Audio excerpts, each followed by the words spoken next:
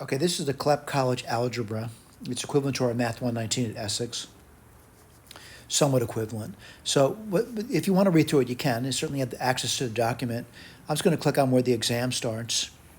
And over here, it's a sample test questions. And I'll go through each question individually. All right, so certainly I'll do number one, I'll do number two, I'll do number three, I'll do number four. I'll do it at the whiteboard though.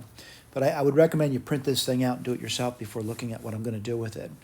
All right, so you go to the whiteboard. We're going to do problem number one now. And I'll talk you through it. So this is number one. And number one says, what's the remainder when the polynomial is divided?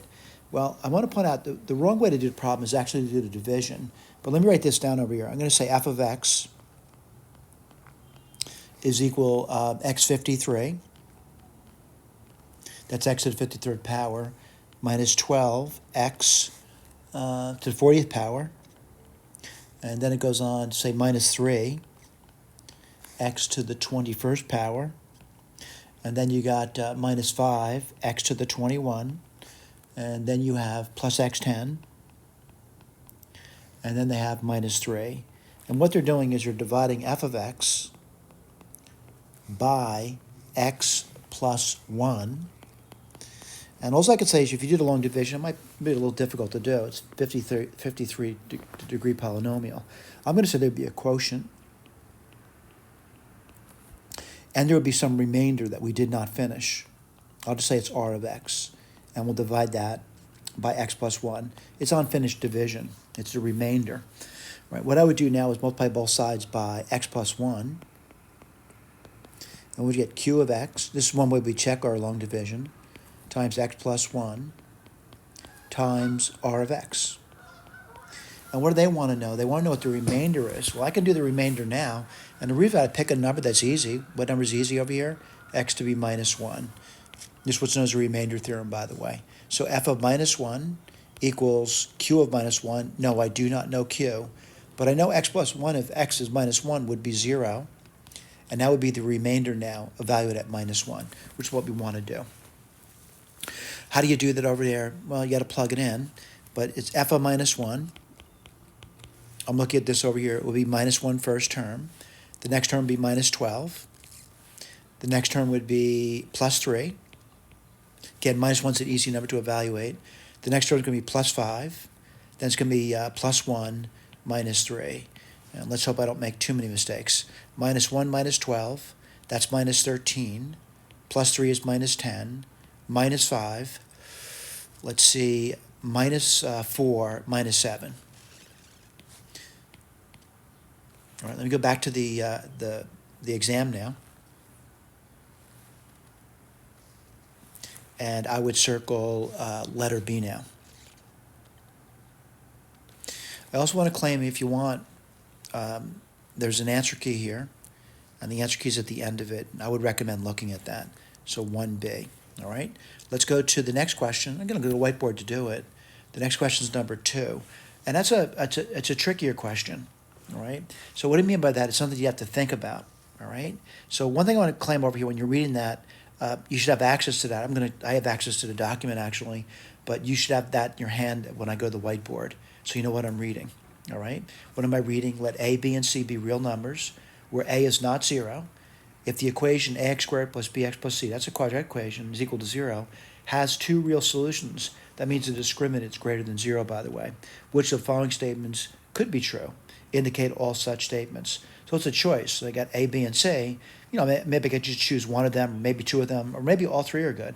All right. I always find these to be more difficult than a straightforward question like number 1. So let's go to the whiteboard. And I want to point out they've given me something. What they've given me, they give me a quadratic equation. I'm going to say ax squared plus bx plus c equals 0. They told me that A, B, and C are real numbers. They also want to say that A is not equal to 0. Well, I certainly know the quadratic formula, and it said there's 2 real solutions to the problem. And what does that mean, actually equal? Well, if I wrote that down, what would it be? Minus B plus or minus the b squared minus 4ac over 2a. All right? So what do I know about this guy over here? If it has 2 real solutions over here, this guy here, what's called a discriminant, must be greater than 0. So b squared minus 4ac must be greater than 0. That's a given. All right, so I'm looking at in the first one, in letter A, they say, well, a is greater than 0. Well, that's certainly a possibility. B is greater than 0.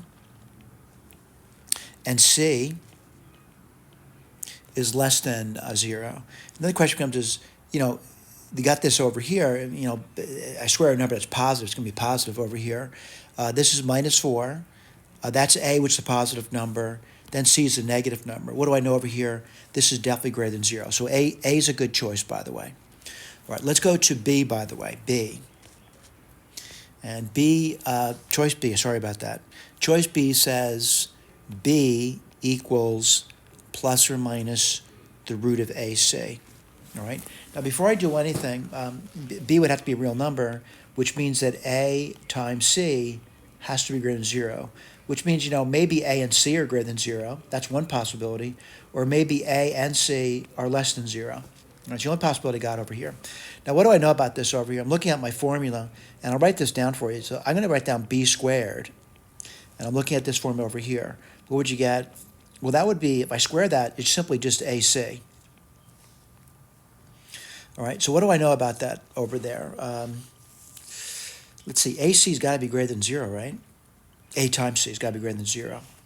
So I'll write this down. So what do I get over here? AC minus 4AC. I'm writing this down over here, by the way. Well, let's write this down. It's minus 3AC. But you know what I'm saying over here? AC has got to be greater than 0. If that's true, this thing's going to be negative. So this can't be true, by the way. So B's out of the question. I'll cross that one off. Let's go to C. I'll write that one down for you. And what does C say? That AC, whoops, sorry about that. AC is less than 0. What does that mean? A could be a positive number. C could be a negative number. That's one possibility. The other possibility is A is a negative number and C is a positive number. Let's break this down then. What do you get over here? B squared, a minus, let's see, 4.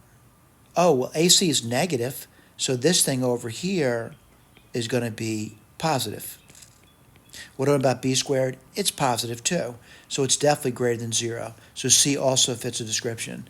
All right, so let's go back to the thing and box that off, and then we'll look at the K. So my choices are A, and my choice is C. B doesn't work out, by the way. Let's go to the K. I just want to point out in the K, you want to look at that, and we got that over there. So let's see. Did I do that? Oh yeah, 2. A and C. I got this over here. A and C works out fine.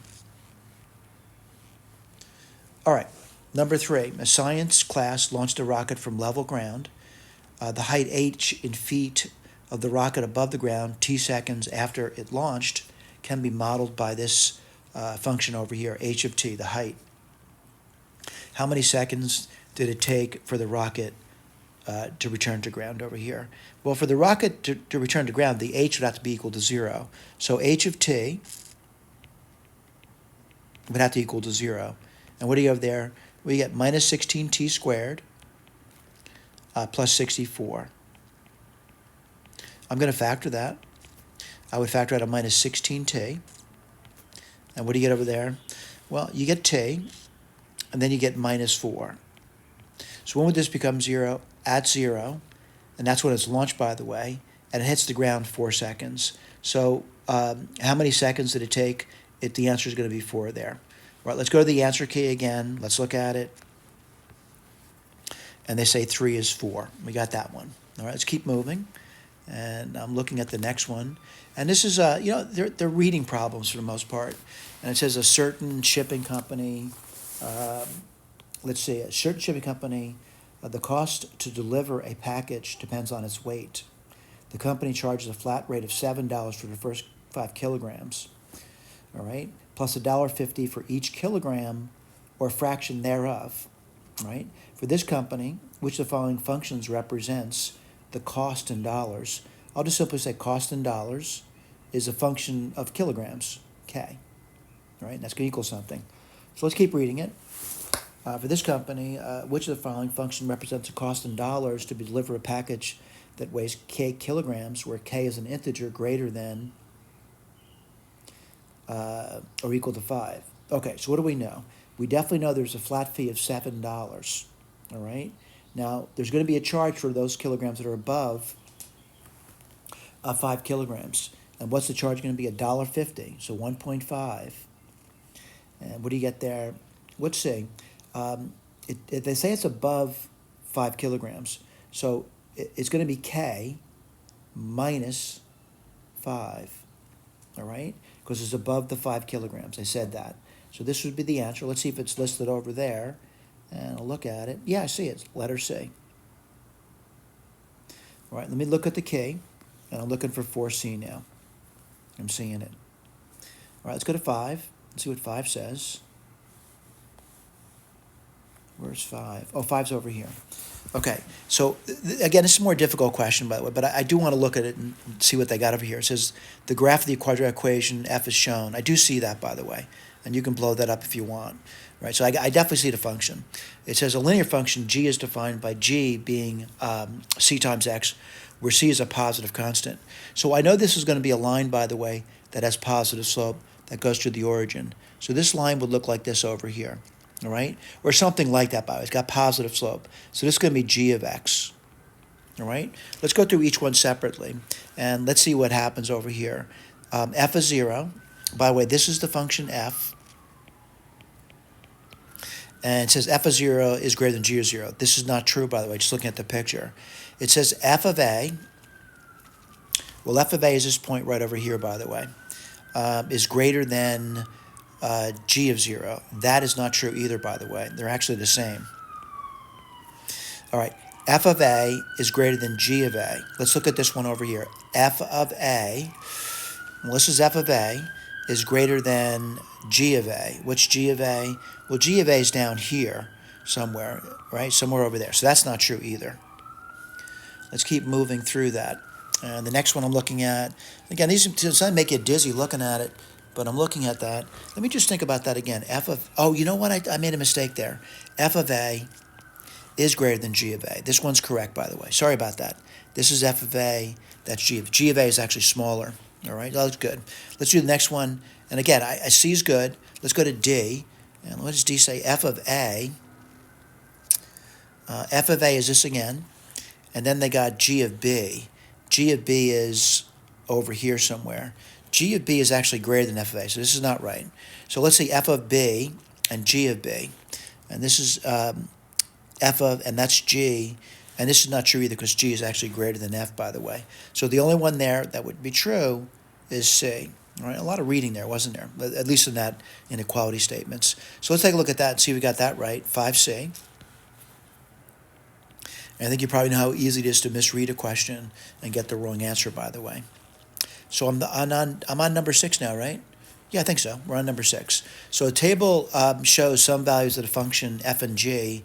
Based on the table, what is the value of g of f of 2? I don't know. Let's take a look. So it's going to be g. What's f of 2? Let's take a look at it. This is the 2. F of 2 is going to be the number 1. All right. Now I got to look at this over here. It's g of 1 now. This is 1. What's g of 1? It's the number 5. What letter is that? That is choice C. All right. Let's look at the key. I'm looking for that 6C. I got that one. All right, let's keep moving. Let's go to 7. All right, 7, it says at the beginning of each year, the population of a small town is predicted be 2% greater than its population at the beginning of the preceding year. If P is the population of the town, so P is the population of the town on January 1st, 2018. Now, what I know on January 1st of 2019, the population would be 1 plus 0.02. And if I keep doing this, each year it does the same thing, by the way. So if I went January 1st, 2020, what would I get? P 1 plus 0.02 squared now, because I'm just increasing it each time by a factor of 1.02. All right. Now, what's their question? Their question is What is it at 2023? Well, you can count there if you want. So it's going to be 2021, 2022, 2023. So it's going to be, 1, 2. This would be 3. That would be 4. That would be 5. So we get P, 1.02, and that's going to be, I just lost count again, 1, 2, 3, 4, 5. All right, look in the key for that answer. Do I see that? I do, and that's letter E. All right, let's go look at that, make sure that's what they said, and they did. They said 7 is letter E. All right, let's go to problem number 8 now. And problem number 8, I've noticed it's a log problem, and let's take a look. So what do you get over here? I'm going to, kind of divide it up. It's going to be 3 log base A of x plus log base A of y, and then it's going to be minus 1/2 log base A of z. And do I know these things? I do, because the log base A of x is 2, so I'm going to get equals 3 times 2, plus the log base A of y is 3, and then it's going to be minus 1/2 log base A of z, which is 4. Can I do that arithmetic? I think so. It's 6 plus 3 minus 2, which is going to be equal to, let's see, 9, 7, all right? Let's look at the key. I'm looking for 8, 7, by the way. I'm seeing that. All right, let's go to 9. Did I say 9? Yeah, 9. We're on 9 now. All right, so this is a complex number problem, and you just multiply it out. What do you get? You would get I squared plus 2I plus 3I, and then what do you get? You get plus 6. What do you get on the bottom? I squared. All right, let's continue to simplify. I squared is actually minus 1, and minus 1 plus 6 is 5. So you get 5 plus 5I on top. On bottom, you get minus 1. What does it give you? Minus 5 minus 5I. Is that listed somewhere? Let's take a look. Yeah, letter A. So 9E. Let's just check it, make sure we got that. All right, home stretch. All right, this is an expansion problem, and you got something to the 5th power. Just to remind you about Pascal's triangle: 1, 1, 1, 1, 2, 1, 1, 3, 3, 1, 1, 4, 6, 4, 1, 1, 5, 10, 10, 5, and 1. So what are we doing? We're expanding it. And I don't want to expand too much, by the way, because I want to know what the highest degree term in the problem is. So if I look at this over here, I certainly get x5 on top. Then when you get over here, plus, well, I'm going to get 5 times, it's going to be x4 now, times 2 to the 1st power. All right? Now, by the way, what follows there are going to be smaller degree terms over here. Then when you get minus x5, and what's on bottom, it's going to be 2. So I'm going to say these cancel off, and what are you left off with? You're actually left off with 5x to the 4th power. So that's the highest degree term that's going to be left there. Do I see that? I do. It's right over here. And that's going to be letter B. Let's go back to the key and make sure they say that, and they do. All right? Again, if I were looking at this over, I'd say, what were the tough questions over here? I don't think any were particularly tough, but it's really easy to make a mistake, and that's why you need to practice taking a multiple choice exam. All right? You really need to practice that. All right? Also, I'd recommend, if you are taking a clep exam, to read over their documents, and even, look on the web for other sample exams. And by the way, the AP people, which College Board, we're more happy to sell you sample exams, by the way. This one was provided free, and that's why I'm giving it out. Thank you.